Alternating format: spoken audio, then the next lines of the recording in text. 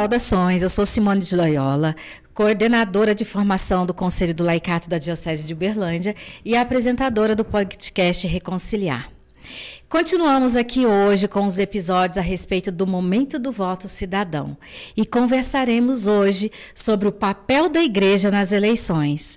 E para nos ajudar a refletir sobre esse assunto, nós trazemos aqui Eduardo César, que é vigário do Santuário Diocesano de Nossa Senhora de Aparecida. Seja muito bem-vindo, padre, muito obrigada por aceitar o nosso convite, por estar aqui contribuindo, não é, para essa reflexão tão importante nesse momento, que as pessoas precisam cada vez mais se conscientizar. Muito obrigado pelo convite, é um prazer estar aqui. Vamos conversar então sobre esse assunto tão espinhoso. Isso, espinhoso, mas possível de ser conversado com leveza, com muito amor e conscientes, com o pé na realidade. E para começar, eu assisti um vídeo seu, da época da pandemia ainda, e que falava a respeito da igreja, se a igreja era um lugar de tratar de política. Eu gostaria que você falasse para nós, a igreja deve se meter realmente com política? Jesus Cristo se meteu com a política? Bom, é uma ótima pergunta. Eu penso que sim, a igreja deve sim se meter em política. Mas em que tipo de política? Talvez a gente precisasse matizar inicialmente o que é política. Porque, geralmente, a igreja mesma se reconhece como uma personagem importante, né, na discussão política, mas não na discussão partidária. Não política como discussão partidária entre um partido A e um partido B. Sim.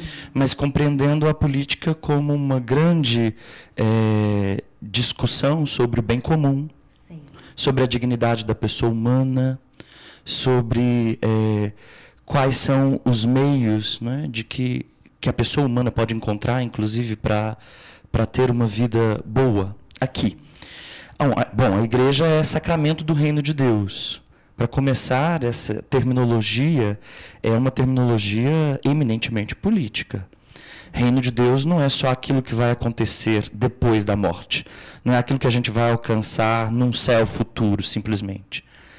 Se bem que a gente pode dizer, sim, de uma dinâmica do reino de Deus que vai ser encontrada só junto de Deus mesmo.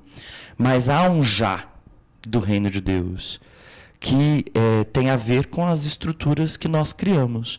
As estruturas que são geradoras de injustiça precisam dar lugar a estruturas promotoras de justiça e de paz. As estruturas que nós geramos e que são o fundamento, por exemplo, da miséria, da fome, da carência de dignidade, também precisa ser transformada em uma estrutura onde as pessoas possam ter o mínimo, o básico, possam ter o alimento, possam ter o básico garantido. Quer dizer, o reino de Deus começa no já. E depende também de uma modificação estrutural, especialmente quando essa estrutura é completamente injusta. Esse talvez fosse assim só um primeiro ponto. Tá, então a igreja é sacramento do reino de Deus? É. E, portanto, ela deve ser anunciadora, promotora desse reino no que ele tem de já aqui. Não só no que ele tem de ainda não. Não só no que ele diz respeito ao futuro, mas no que ele diz respeito ao agora. A concretude da vida humana. Acho que um segundo ponto é que a igreja é promotora da paz. Existe paz sem justiça? Não existe paz concretamente. Pode existir uma certa tranquilidade omissa, pode existir uma certa tranquilidade de cemitérios, assim, uma paz de cemitérios, mas essa não é a paz, que é a paz do Cristo. A paz do Cristo nasce da justiça. Depois a igreja também se diz defensora ou mestra das humanidades, mestra de humanidades. Existe uma humanidade desencarnada? Também não. Para a nossa fé, o ser humano é completamente encarnado, tem contexto, tem situação histórica, política, econômica. Como falar de ser mestre em humanidades sem pensar o ser humano em sua inteireza? Como não pensar o ser humano por completo. O ser humano, por acaso, é só alma? Não. Né? Nós não acreditamos em almas desencarnadas. Nós acreditamos em vidas. Né? Inclusive, o mais radical da nossa religião não é dicotomizar, não é separar corpo e alma, mas é entender, compreender que a vida humana é corpo e alma, juntos. E por isso mesmo não dá para cuidar só da alma, só do espírito, não é? Sem cuidar do corpo e daquilo que diz respeito também à vida, não é? Como um todo. Então, sim, a igreja deve se meter em política. E sim, Jesus Cristo se meteu em política. Só o nascimento de Jesus Cristo já dá pano para a manga. Né? Só o nascimento de Jesus Cristo incomoda os poderosos. Né? Jesus Cristo ser compreendido como Messias é uma questão também política, matizada nos evangelhos. Os evangelhos tratam de dizer que tipo de Messias é Jesus Cristo. Né? Porque, de fato, ele não é um Messias político no sentido estrito do termo. Mas é um Messias preocupado com a dignidade humana, com a pessoa, com a fome, com os pobres pagando sacrifícios, né? E impostos, com essa política que é organizadora dos afetos. Às vezes a gente esquece que a política também é organizadora dos afetos. Ela organiza os afetos, ela gere a vontade individual em relação à vontade social, ela infla muitas vezes a ansiedade existencial para depois oferecer soluções. Às vezes as soluções são engodos. Né? A política também decide quais corpos devem viver, quais corpos devem morrer. Quem pode ser considerado pessoa e quem não pode. Então Jesus Cristo bate de frente com essas concepções de política. Então, sim, Jesus se meteu em política também. Mas política não pode ser entendida num sentido estreito. Né? Parece que ela tem um sentido muito mais aberto. E aí sim a gente pode dizer concretamente que a igreja deve sim ter uma voz, um protagonismo no palco social. Ela tem direito a essa voz, tem deveres com a assumência desse lugar. E para ela ser consequente com o Jesus dos evangelhos, ela precisa atuar aí também, nesse cenário.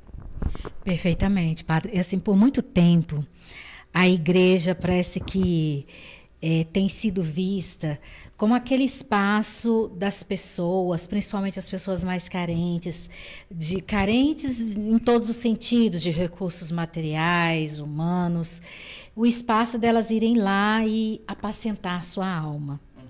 E a igreja parece que desempenhou por muito tempo um papel de fazer com que as pessoas não questionassem ou não olhassem tanto para esses conflitos que acontecem na Terra.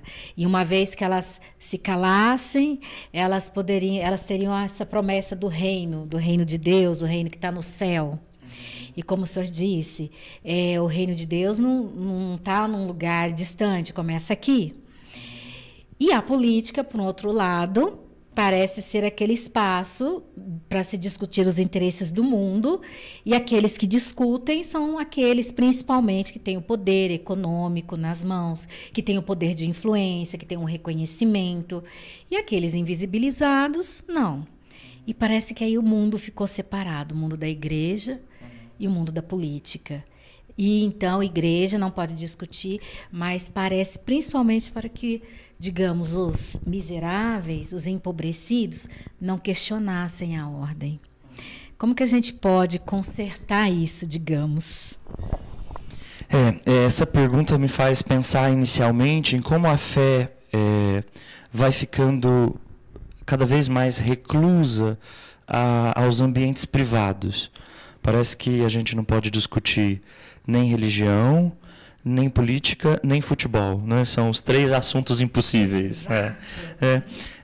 E aí a fé, então, ficaria presa, aprisionada a esse espaço privado e cuidando simplesmente do espiritual, cuidando simplesmente da alma. Né? Só que não dá para fazer... Eu me lembrei agora, por exemplo, de um teólogo Concílio Vaticano II, chamado Johann Baptista Metz. É um grande teólogo que mostra as implicações entre teologia e política.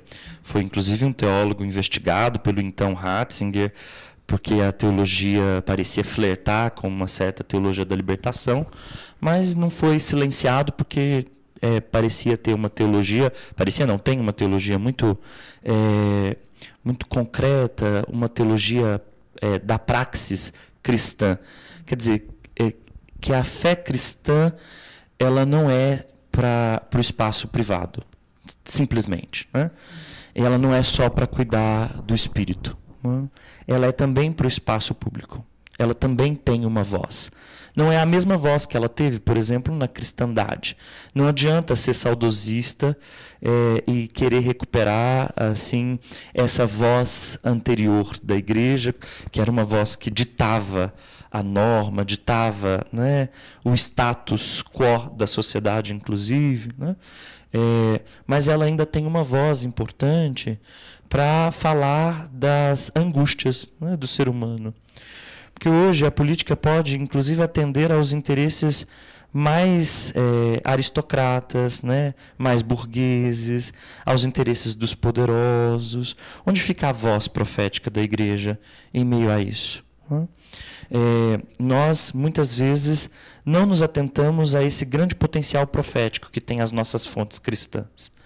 As nossas fontes cristãs se fundamentam, né, num grande profetismo, num grande arcabouço profético. Não tem como a gente escapar disso. Né? Os profetas estão aí para... Os profetas de ontem, os profetas de hoje, estão aí para nos mostrar o quanto o sofrimento humano, o sofrimento dos mais simples, o sofrimento dessas pessoas que não são vistas, inclusive pelos mais poderosos, precisa encontrar lugar. E é por isso que é tão incômodo. É por isso que é tão provocativo. Né? Não dá para a gente, de fato, tentar voltar a uma espécie de compreensão de fé que seja simplesmente isso, assim, uma fé desencarnada, uma fé desatenta ao contexto. Depois da Segunda Guerra Mundial, né, o Johann Baptista Metz diz assim, depois da Segunda Guerra Mundial, como é que a gente fala? Como é que a gente pode falar de teologia? Não é do mesmo modo. Depois de uma pandemia, será que a gente pode falar de teologia do mesmo modo? De fé do mesmo modo? Né? Depois de a gente ver assim, os fracassos humanos, né? O fracasso da razão, o fracasso dos grandes projetos humanos, né? Será que a gente fala de fé do mesmo jeito? Né? Eu entendo que esse tempo que a gente vive é um tempo de grande ansiedade existencial. Eu gosto dessa expressão porque é uma expressão do Bauman, né? E a gente precisa pensar como é que a gente responde às ansiedades existenciais. Porque a gente pode tentar responder suturando essa ansiedade existencial. Vamos pensar assim, a ansiedade existencial é um rasgo. Né? É um rasgo na vida dos mais simples, dos mais pobres, é um rasgo na vida humana em geral. Né? A gente tem uma ansiedade existencial. Qual? A gente é finito, a gente vai morrer, a gente não sabe o dia de amanhã, a gente não tem garantias, a gente tem sofrimentos, né? Tem cruzes que são frutos da injustiça e tem cruzes que são naturais, assim, conaturais às escolhas, à vida humana. Então, a gente poderia se perguntar assim, diante dessa ansiedade existencial, o que a gente faz? Promete a resolução disso só no futuro? Ou tenta resolver isso com engodos, com placebos? Ou tenta responder a isso muito imediatamente com a oração? Né? Com uma espiritualidade que esvazia, ou que esvazie, né, a escuta a esses problemas? Eu penso que não dá para a gente deixar as pessoas no desespero, né? Mas também a gente não precisa se apressar muito na escuta das angústias. Pelo contrário, a gente precisa escutar as angústias humanas. Precisa aprender com essas angústias. Precisa escutar a que elas se ligam. Né? precisa tentar respostas junto, né? Quer dizer, as respostas não vêm de cima para baixo, elas nascem também da escuta, da própria escuta. Sim. Elas nascem das singularidades presentes nas nossas comunidades de fé. Elas nascem da vida cotidiana, né? A praxis cristã, ela não é algo que é deduzida da teoria para a prática, simplesmente. Ela também é sentida de dentro da vida, das exigências concretas, né, que a gente tem, e partem disso para uma elaboração também. Então, a fé não deve se ocupar simplesmente de rezar. Não que isso seja pouco, não que isso seja menos importante, não que isso não tenha um lugar, isso tem um lugar, mas também a escuta desses problemas concretos, né, desses problemas difíceis, precisa se dar. Eu estou me lembrando, por exemplo, da carta de São Tiago, que a gente escutou há algumas missas para trás, em algum domingo aí para trás, que dizia exatamente isso. Se uma pessoa vem sem o que vestir, vem sem o que comer, não adianta você dizer para ela assim, vá em paz. Vá em paz, né, que Deus te abençoe, Deus te ajude, sem se atentar para esse problema concreto, né? Sem escutar efetivamente isso e de algum modo, procurar, né, uma caridade que dê conta, minimamente, porque a gente não dá conta de tudo, né, mas que dê conta, pelo menos, de cobrar, né, da política feita pelas autoridades, né, o seu papel fundamental, né? Então, a gente tem um papel de fazer, não esperar que o outro faça, mas também de cobrar as autoridades responsáveis por fazer. Acho um absurdo, por exemplo, a gente escutar que a igreja não deve se meter em política, mas deve cobrar dos políticos fazer alguma coisa. Me parece, essa é uma leitura que eu, assim, retiro dos evangelhos, que Jesus não espera as autoridades resolverem as coisas, né? Ele mesmo indica para os discípulos, não, façam vocês mesmos, né? Deem vocês mesmos de comer, né? Não despeçam a multidão faminta. Quer dizer, tem algo que a gente não pode esperar das autoridades, porque talvez nem venha. Mas tem outro grande ponto importante, que é cobrar das autoridades, né? E o voto está aí como a grande arma, né, da sociedade para fazer a cobrança efetiva, né, dessa responsabilidade das autoridades pelo bem comum. Perfeitamente. Nós temos dito muito aqui, inclusive, padre, que orar quer dizer presença. Uhum. É presença, estarmos atentos. E como exercitar a nossa presença? É utilizarmos os nossos sentidos. É o ver, é o ouvir, é o sentir. Não é?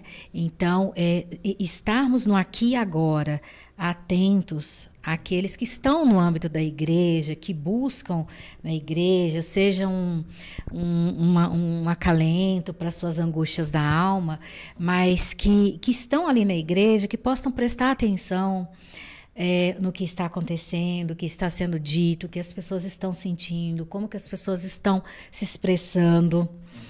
E aí, nesse momento do voto, de escolher os representantes, é também olhar para esses representantes, esses candidatos a representante, para poder fazer uma boa escolha. Então, orar não é só ali, as pessoas às vezes pensam ficar ali na igreja, repetindo orações decoradas, que por vezes nem prestam atenção no que essas palavras estão dizendo. Sim. Mas, inclusive, o nosso último convidado nos lembrou o próprio Pai Nosso.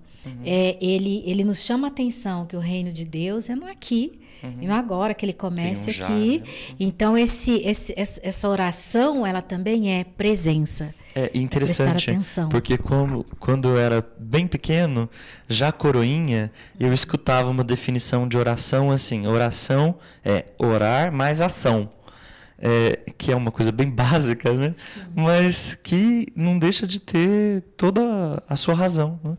Oração, não existe fé desarticulada da praxis, né? Da prática cristã. Não existe fé sem obras. Né? E aí, falando em obras, a gente percebe aí que o catecismo da Igreja Católica ele tem sido amplamente divulgado. Só que a doutrina social da Igreja já não corre com a mesma velocidade. E o nosso Papa ele tem dito muito a respeito da doutrina social, e eu vou até fazer uma citação aqui do que ele fala sobre a doutrina social, que ele espera que 1 milhão de jovens, mais ainda que uma geração inteira, seja para os seus contemporâneos uma doutrina social em movimento. O senhor poderia falar um pouco dessa doutrina social para nós? Sim. Antes, para quebrar um pouco o protocolo, você chama a atenção para como o catecismo tem sido divulgado. Né? E isso me faz pensar numa crítica importante que a gente deve fazer e não perder de vista, que é como o catolicismo tem sido vivido como uma prática autovoltada, autocentrada, autorreferente. Então, é preciso cuidar radicalmente da moral, eliminar todo defeito e todo pecado. É preciso ser puro e santo diante de Deus. E especialmente para ter a salvação. Né? Esse modo de pensar, né, parece que vai na contramão daquilo que João, o evangelista, João diz em seu evangelho, né, o evangelho de João, melhor dizendo, deixa bem claro assim, que a grande preocupação, a nossa preocupação deve ser dar frutos. A gente precisa estar ligado à videira, que é Jesus, e dar frutos, os frutos do amor. E aí, sem romantizar o amor, né, sem esvaziar essa palavra, porque esse é um outro problema, né, como essa palavra está esvaziada de sentido, mas é amor concreto, efetivo. Afetivo também, mas efetivo, né, no sentido de que é fruto mesmo, né, é dom que alimenta, né, é o dom da vida, é a mão estendida. E então, a grande preocupação do cristão deve ser essa. Quem cuida de limpar os galhos, ou da pureza, então, quem cuida da poda é Deus. Então, se há algo que limita a nossa prática do amor, é Deus mesmo quem cuida da poda. Eu acho isso interessantíssimo, porque isso desarticula uma vivência do cristianismo muito autorreferente, muito autovoltada, muito preocupada narcisicamente, isso sim, narcisicamente, com os próprios defeitos, com a própria moral, muito preocupada consigo mesma, né? Com a própria salvação da alma, e põe a fé cristã naquilo que ela deve ser mesmo, estar ligada a Jesus, produzindo os mesmos frutos que Jesus produziu, o mesmo fruto do amor que Jesus produziu. Essa deve ser a única e exclusiva preocupação humana. O resto fica com Deus. Fica com a responsabilidade do agricultor. Acho que isso é muito interessante, porque faz uma inversão no modo como a gente vem vivido o nosso catolicismo atualmente. E sim, a doutrina social da Igreja é esse grande corpo doutrinal que se preocupa com dois eixos fundamentais: a dignidade da pessoa humana e o bem comum. São os grandes eixos da doutrina social da Igreja. Então se preocupa com o trabalho, com as condições de trabalho, com a vida humana na casa comum, que é algo muito atual. O Papa Francisco tem recordado que nós estamos, né, em uma situação cada vez mais radical, no sentido de que a gente está esgotando as possibilidades de salvar a própria casa comum, né, de recuar. Né. Ele lançou a Laudato Si e depois lançou outro texto dizendo: olha, desde que eu lancei a Laudato Si até agora, concretamente nada foi feito, parece que a gente está esgotando, esgarçando cada vez mais as condições possíveis de vida humana na Terra com a nossa exploração da casa comum, da natureza. Então, essa é uma preocupação também da doutrina social da Igreja. Então, todas as condições assim que tangem tanto à dignidade humana quanto ao bem comum são preocupações da doutrina social. Como dizer que isso não é importante? Isso é fundamental. Parece que tem um certo preconceito com a doutrina social.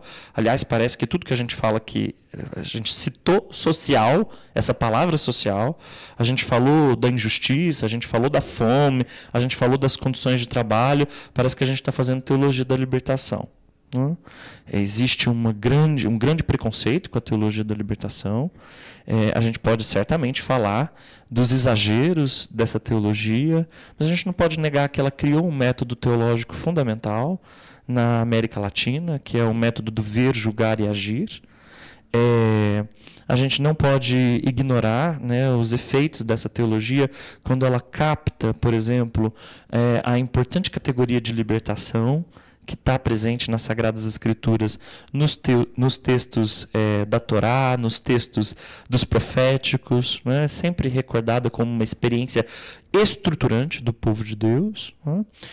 A gente não pode ignorar que essa teologia é uma teologia que articula modos estruturais, né, e políticos de viver a fé, ou viver a praxis da fé. Quer dizer, a gente pode falar de exageros, mas onde é que a gente não pode falar de exageros? Né? A gente pode falar de exageros em vários cenários. Né?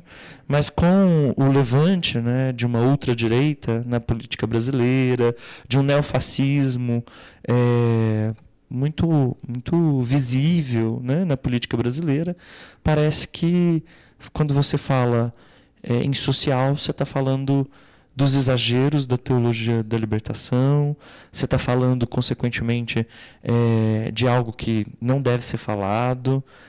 Quer dizer, parece que a gente esquece, né, quem foi Jesus Cristo mesmo, né, e as suas preocupações com a pessoa, né, com a dignidade da pessoa, com a vida humana, com as possibilidades do ser humano assumir a coragem de ser, né, assumir a coragem de existir, o que na época não é nem de longe uma questão menos política. Perfeitamente. Algún hermano me ha dicho: padre, usted habla mucho de los pobres y poco de la clase media.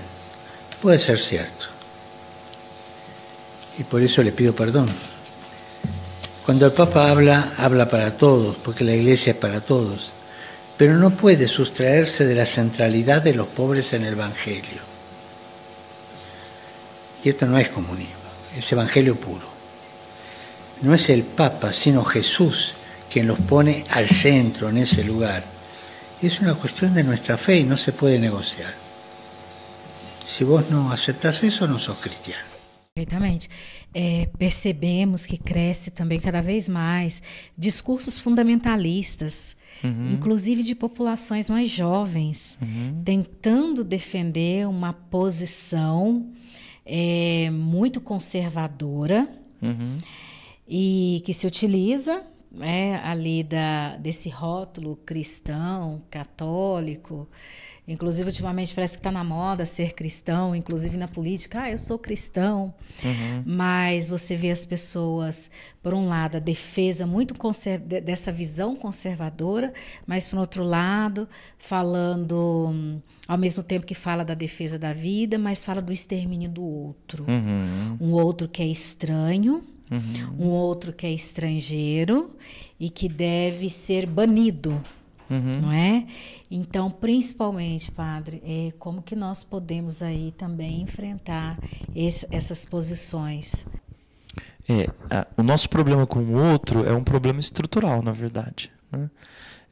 O problema com a autoridade é um problema não de certos grupos políticos, é um problema humano, radicalmente humano. Né? Todos nós temos que nos responsabilizar com essa questão que é radicalmente humana.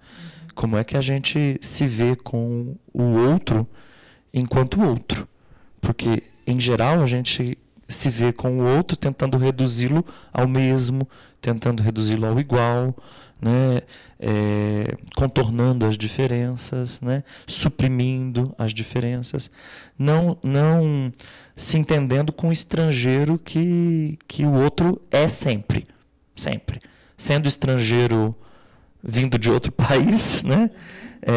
Sendo imigrante ou não, sempre estrangeiro a nós, ao nosso mundo, à nossa linguagem singular. E nós somos estrangeiros, em certa medida, para nós mesmos, e isso é um grave problema. Talvez por não saber lidar com esse estrangeirismo dentro da nossa própria língua, a gente não dá conta de lidar com o estrangeiro que é o outro em face de nós, e tampouco com o imigrante, né? Acho que esse é um problema fundamental, mas as respostas que a gente dá a isso são cada vez mais pobres, né? Então parece que no palco social tem sido normalizado uma certa atitude assim de negação completa do outro, né? Do diferente, de negação, mas também de supressão, de tentativa de suprimir a voz, o direito à voz, de suprimir a presença, né? De suprimir a companhia. Tudo isso a gente vê que é cada vez mais presente na política, inclusive, né?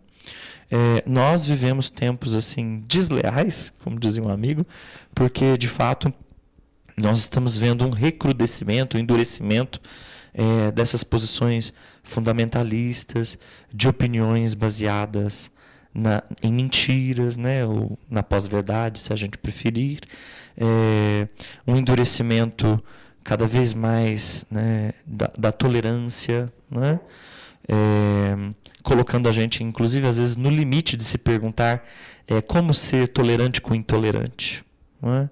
Como ser tolerante? É possível ser tolerante com opiniões intolerantes? Com opiniões que ameaçam, inclusive, a existência da própria tolerância. Esse é um paradoxo, né? Muito presente hoje assim, nesse recrudescimento, ou nesse endurecimento das posições fundamentalistas, né? Dos extremos muito esgarçados. Então, ou a gente está num polo, ou a gente está no outro, mas sem fazer essa ponte do diálogo. Acho que a doutrina social da igreja ensina isso, o diálogo, não é? O diálogo entre as posições. Se a gente está numa democracia, então a gente tem que respeitar, né, as possibilidades democráticas, mas a gente precisa pensar se toda opinião está no palco democrático. Se ela está na roda democrática mesmo, ou se elas correm por fora de tal modo que elas ameaçam eliminar essa comuna discursiva, ou essa comunhão dos discursos, né? Porque o que me parece com o fundamentalismo, com os discursos ultradireitistas, não é bem que estejam dando uma opinião, dando uma posição, estão fazendo um discurso, mas parece que é um antidiscurso, né? Ou é uma antipolítica, uma posição antidemocrática, que ameaça, inclusive, as posições democráticas, né? Então, acho que, de novo, a gente precisa enfrentar mais, assim, com mais coragem, o medo, sabe? O medo é um dos afetos que a política organiza, mas é um dos afetos que ela, inclusive, manipula, né? Manipula, articula, né? Para domínio, né? O nosso norte, né, dos cristãos não é de jeito nenhum medo, mas a esperança, né? É a esperança que nos move, né? É a fé que nos movimenta, né?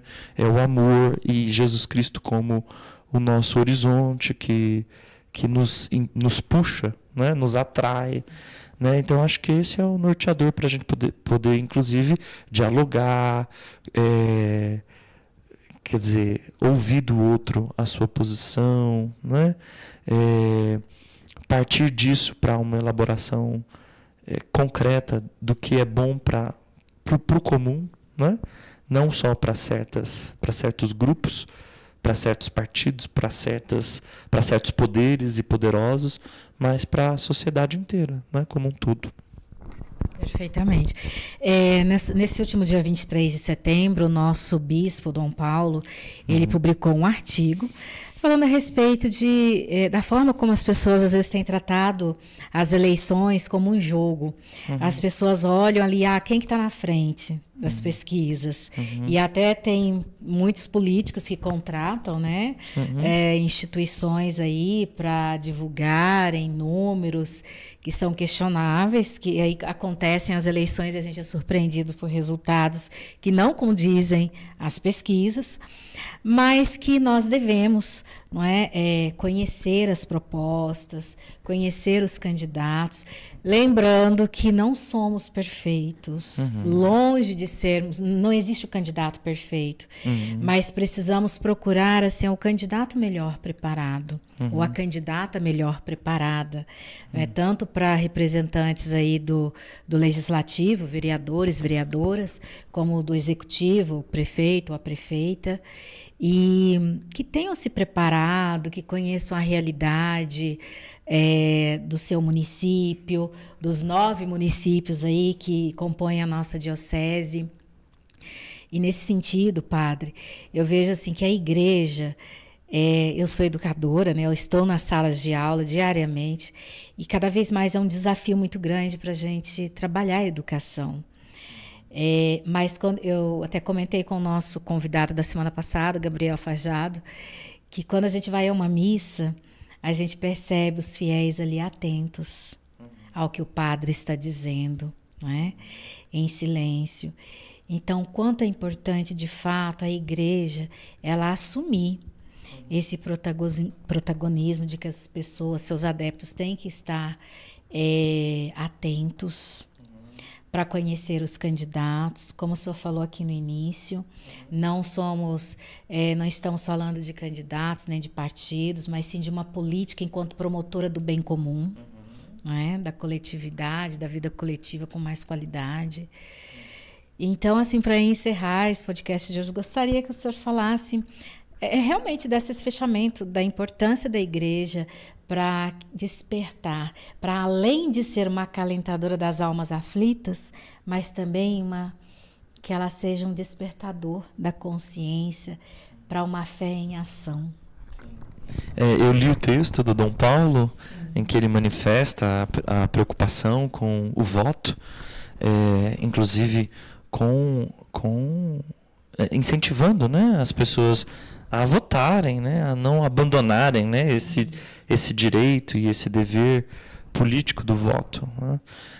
Inclusive ele cita um pensador italiano, se eu não me engano, dizendo que a gente tem que nutrir assim um pessimismo, um certo pessimismo em relação à nossa própria escolha, né, porque de fato não existem candidatos perfeitos, né? E a política não é sobre isso, né? Sobre a procura de um candidato perfeito, né? Perfeito moralmente, né? Seria muito bom se houvesse. Mas acho que o ponto é buscar quem tem propostas, né? Eu sei que cada vez mais vai sendo difícil acreditar em propostas políticas, mas hoje tem um diferencial que eu acho muito interessante, que é notar como há políticos que não têm sequer propostas. Sequer. Né? Não tem, o que eles põem em voga é o voto de protesto. Com as redes sociais, sobretudo o TikTok, né? Nós temos cada vez mais presente esse voto de protesto. Esse voto que é feito assim, não como uma responsabilização, mas como uma desresponsabilização. Como se a gente dissesse assim, já que está tudo perdido, vou votar nesse aqui. Vou votar nesse bufão aqui, nesse palhaço, nesse ridículo, nesse que expõe assim, o quanto a gente já chegou no extremo do ridículo com a política, né? Esse voto de protesto é um voto também estúpido, né? Em certa medida, porque assim, dá para perceber nisso um certo cansaço, né? Um certo pessimismo, mas paralisante, que faz as pessoas votarem por simples obrigação. Então, parece ser muito importante hoje olhar pelo menos quem tem propostas. Então, primeiro lugar, quem tem propostas? Em segundo lugar, quais as propostas? O Dom Paulo dá lá algumas indicações, né, de quais propostas, aquelas que defendem a vida na sua integralidade, mas o bem comum, a defesa dos mais pobres, a casa comum. Então, são alguns critérios possíveis para a gente avaliar. Né? E sim, nesse sentido, a gente parece que precisa incentivar as pessoas a se comprometerem com um voto responsável, com um voto que seja uma tentativa de ver as mudanças que a gente deseja ver. Mesmo que seja uma tentativa que a gente já saiba de antemão que não é garantidora, que não tem garantias e que vai reservar certamente algumas frustrações. Mas por isso a gente também tem que não só votar, mas acompanhar, e inclusive discutir, né, se haver ou com aquilo que não é cumprido, né, articular, né, a nossa voz contra aquilo que não é cumprido e que foi prometido. Acho que isso é também fundamental, importante, né?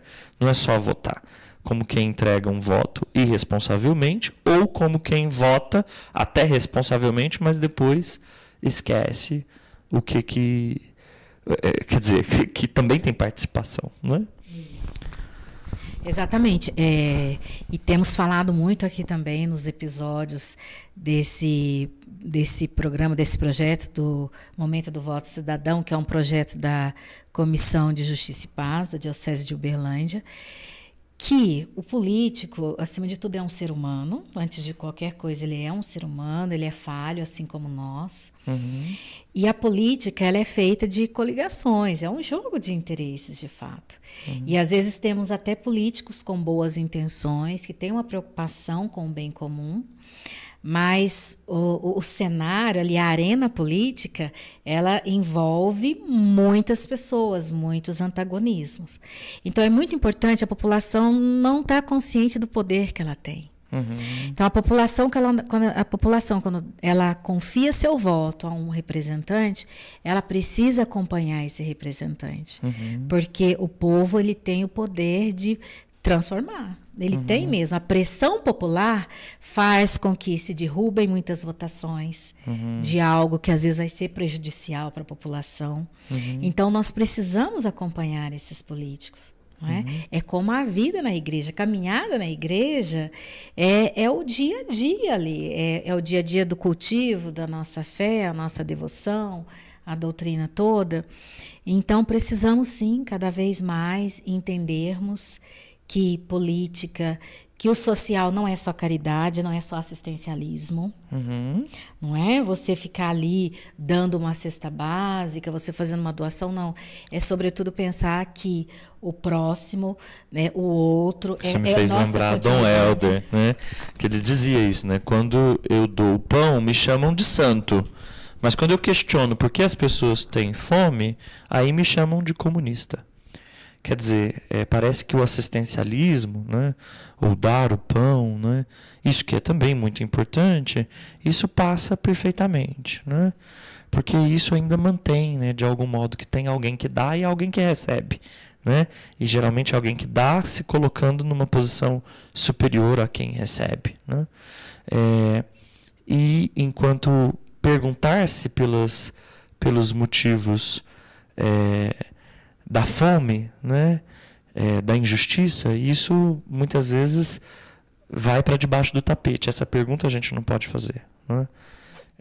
Houve um tempo em que aqui no Brasil era assim: se um leigo, uma religiosa, um padre, um bispo, trabalhava diretamente com o povo, meu Deus, é um santo, é uma santa esta religiosa. Mas quando a gente sempre trabalhando para ajudar o pobre, nele descobrindo uma presença viva de Cristo, que se identificou com quem sofre. Cristo, quando anunciou o julgamento final, não disse: os pobres tiveram fome, os pobres tiveram sede. Eu tive fome, eu tive sede. Mas quando a pessoa, mesmo continuando a ajudar o pobre, tinha a audácia de falar em justiça. Já viu que palavra mais perigosa? Justiça. Falar em em promoção humana, imediatamente era chamado de comunista. E só para complementar, acho que, buscando esse exemplo do Dom Helder, né, me recordo também sobre como ele falava da paz intranquila. A nossa fé é um lugar de uma paz intranquila. Não é uma paz tranquilazinha, né, de quem deita a cabeça no travesseiro e pode descansar simplesmente. Né, tomara que a gente consiga descansar, isso é importante. Mas o que eu estou querendo dizer é que não dá para a gente ter uma paz tranquila quando tem gente morrendo, quando tem gente sofrendo por causa da injustiça, como se a gente tivesse tranquilo, mas na verdade a gente está indiferente. Né? Então acho que esse é um grave problema que ele denuncia aí quando ele diz que a nossa paz é intranquila. Né? Não é que a gente não possa se apaziguar, mas é que a gente não pode cair na indiferença ou confundir paz com indiferença. Exato. E o oposto do amor não é o ódio, é a indiferença. Exatamente. E a gente corre graves riscos de confundir paz com medo, né? Paz com indiferença, né? Paz com a cultura do bem-estar, que é uma coisa que o Papa Francisco critica abundantemente, né? Que é a cultura do bem-estar, né? Essa cultura só preocupadinha com o seu próprio bem-estar. Estou bem resolvido psicologicamente, então eu tenho terapia. Estou bem resolvido socialmente, porque tenho alguns laços. Estou bem resolvido com a minha fome, porque tenho comida. Estou bem resolvido com a minha política, porque vou lá e tuito alguma coisa que eu penso, né? Estou bem resolvido com a minha ação, porque eu acho que um clique tem os efeitos mágicos da mudança do mundo. Ele tem potência para mudar o mundo, né? Então, essa cultura do bem-estar, ela é muito, muito terrível, assim, danosa, né? É uma bolha que a gente vai criando, assim, e que não tem porosidade para o mundo e para o sofrimento do mundo, né? Exatamente. E a igreja, o que ela faz se não escutar os sinais dos tempos, né? Então, acho que a promoção que a igreja pode fazer, inclusive se metendo em política, é furando as bolhas, né? Permitindo. O que é promover diálogo hoje, se não furar bolhas, né? Furar essas bolhas e mostrar que é preciso uma nova porosidade ao mundo e ao sofrimento do mundo. Acho que é isso que o Papa Francisco faz, por exemplo. Perfeito. Padre, quero agradecer muito a vontade de continuarmos aqui conversando. Esse é um assunto que não termina. E é muito interessante. E é tão bom conversar com essa leveza, com essa amorosidade. Não é isso que nós queremos transmitir para o nosso público, para as pessoas que estão nos ouvindo. Então, agradeço muito a sua disponibilidade por estar aqui conosco. Seja muito bem-vindo sempre para falarmos em outros momentos de outros assuntos, que a igreja tem vários assuntos assim muito importantes que precisamos nos apropriar e dialogar, né, juntos. Então, muito agradecida. Obrigado eu mais uma vez pelo convite. Sim.